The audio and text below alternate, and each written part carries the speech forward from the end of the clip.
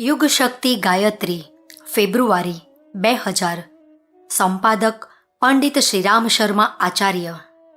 આયુર્વેદના મતે આપનું સ્વાસ્થ્ય. આપણી રાત્રિચર્યા કેવી હોય? આપણા આયુર્વેદના પ્રણેતા ઋષિઓ રોજિંદા જીવનના સ્વાસ્થ્ય સંબંધી જે સૂત્રો આપી ગયા છે એમાં રાત્રિચર્યા પણ એક મહત્વપૂર્ણ પ્રસંગ છે.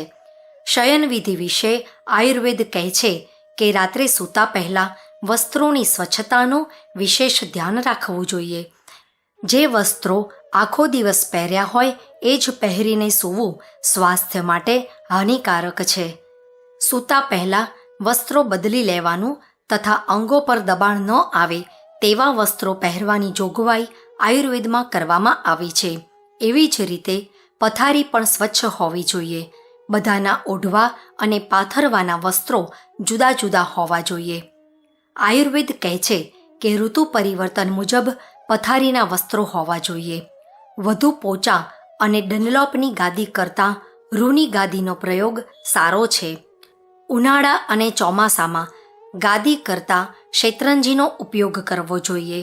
ખાટલામાં સૂવા કરતાં તખત પર સૂવું સ્વાસ્થ્ય માટે લાભદાયક છે. બને ત્યાં સુધી બીજાની પથારીનો ઉપયોગ કરવો નહીં. એનાથી ચેપી રોગ ફેલાવાનો ડર હોય છે. સુશ્રુતમાં આ સંબંધે એક વર્ણન ખૂબ જ સામયિક છે. પ્રસંગાત ગાત્ર સંસ્પર્શાંતિ શ્વાસાત સહ ભોજનમ સહ શય્યામ સતાચાપી વસ્ત્રમાલ્યાનુલેપનમ કુષ્ઠમ જવસ્ય શોથશ્ચ નેત્રાભિષ્યંદ એવ ચ ઔપસર્ગિક રોગાશ્ચ સંક્રામંતી નરાંતરમ. અર્થાત મૈથુન, અંગસ્પર્શ, નિશ્વાસ, સહભોજન સાથે સૂવું અને બેસવું, વસ્ત્ર, માળા અને અનુલેપન દ્વારા કોઢ, જ્વર, સોજા, નેત્રાભિષ્યંદ તથા ઔપસર્ગિક ગરમી, સુજાક વગેરે રોગ મનુષ્ય દ્વારા મનુષ્યમાં ફેલાય છે. એક જ પથારીમાં સૂવાથી ઊંઘ પણ સારી આવતી નથી. તેથી દરેકની પથારી જુદી જ હોવી જોઈએ. સૂવાનો ઓરડો હવાદાર હોવો જોઈએ. બારી વગેરે બંધ કરીને સૂવું સ્વાસ્થ્ય માટે નુકસાનકારક છે. હવાની અવરજવર તથા ક્રોસ વેન્ટિલેશન વગેરેનું પૂરતું ધ્યાન રાખવું જોઈએ. ઘણા એવા કિસ્સાઓ જાણવા મળે છે કે જ્યારે ઠંડીના દિવસોમાં બારીઓ વગેરે બંધ કરી કોલસાની સઘળી સળગાવીને સૂઈ જનારાઓ કાર્બન મોનોક્સાઇડના ધીમા ઝેરથી કાયમની ઊંઘમાં સૂતા જોવા મળ્યા છે. હવાદાર ઓરડામાં સૂવાનો સૌથી મોટો લાભ એ થાય છે કે શ્વાસ રોગ તેમજ ઋતુસંધિ કાળમાં તાવ, સળેખમ વગેરે તકલીફો થતી નથી. ચરક ઋષિ કહે છે, રાત્રિ સ્વભાવ પ્રભવા મતા યા તામ ભૂતધાત્રીમ પ્રવદંતી નિદ્રામ.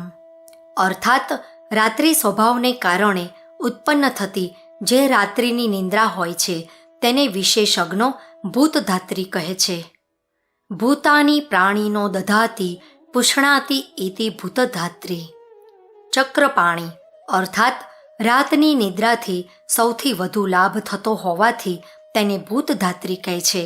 ધાત્રી જે રીતે બાળકોનું પાલન પોષણ કરે છે તે જ રીતે નિદ્રા પણ પ્રાણીઓનું પોષણ કરે છે. રાત્રે જ સૂવામાં આવે અને દિવસે પથારીમાં પડી ફક્ત આરામ કરવામાં આવે તે વિશે આપણા આયુર્વેદના જ્ઞાતાઓનો એક મત છે. તેઓ કહે છે કે રાતની ઊંઘ પિત્તનાશક હોય છે જ્યારે દિવસની ઊંઘ કફ કરનારી હોય છે. આજે જીવનની આખી પદ્ધતિ જ પલટાઈ ગઈ છે. મોટાભાગના લોકો કારણ વગર રાત્રે મોડે સુધી જાગે છે અને પછી દિવસે મોડે સુધી સૂતા રહે છે. મહાભારતમાં વેદવ્યાસ કહે છે કે રાતના પ્રથમ 2 પ્રહર નિંદ્રા સેવન કરી અંતિમ પ્રહરમાં જાગીને મનુષ્યએ ધર્મ અર્થનું અર્થચિંતન કરવું જોઈએ. રાતના 10 વાગ્યાથી પરોઢના 3:30 થી 4 વાગ્યા સુધીના સમયને મહાનિશા કહેવામાં આવી છે. આ સમયે ઊંઘ લેનાર વ્યક્તિ સુખદાયક રોગનાશક ઊંઘ લે છે. આ એક ધ્રુવ સત્ય છે.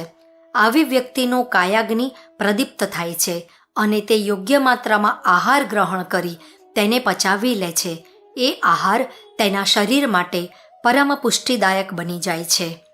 આયુર્વેદમાં નિંદ્રા અને સ્વપ્નનો ખૂબ જ ઘનિષ્ઠ સંબંધ બતાવવામાં આવ્યો છે.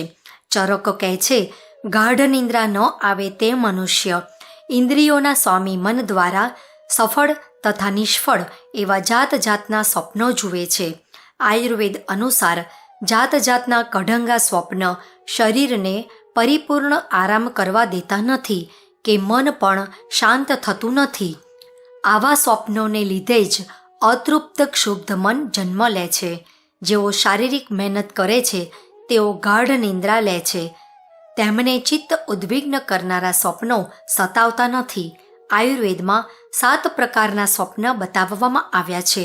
એમાંથી 5 પ્રકારના સ્વપ્નો વ્યર્થ બતાવવામાં આવ્યા છે. બાકીના અર્થ આપનાર, પૂર્વાભાસ કરાવનાર તથા શુભ ફળ લાવનાર હોય છે. શાસ્ત્ર કહે છે કે રોગગ્રસ્ત, શોકગ્રસ્ત, ચિંતાગ્રસ્ત, કામાર્ત અને બેભાન વ્યક્તિએ જોયેલા સ્વપ્નો નિરર્થક હોય છે. નિદ્રા વિજ્ઞાન પોતે જ એક સ્થાપિત વિદ્યા છે.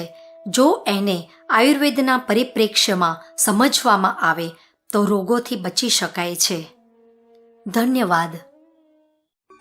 શાંતિકુંજ વિડિયો ગુજરાતી યુટ્યુબ ચેનલને સબસ્ક્રાઈબ કરો તથા બાકીના વિડિયોઝનો લાભ લેવા માટે બેલ આઇકન જરૂર દબાવો.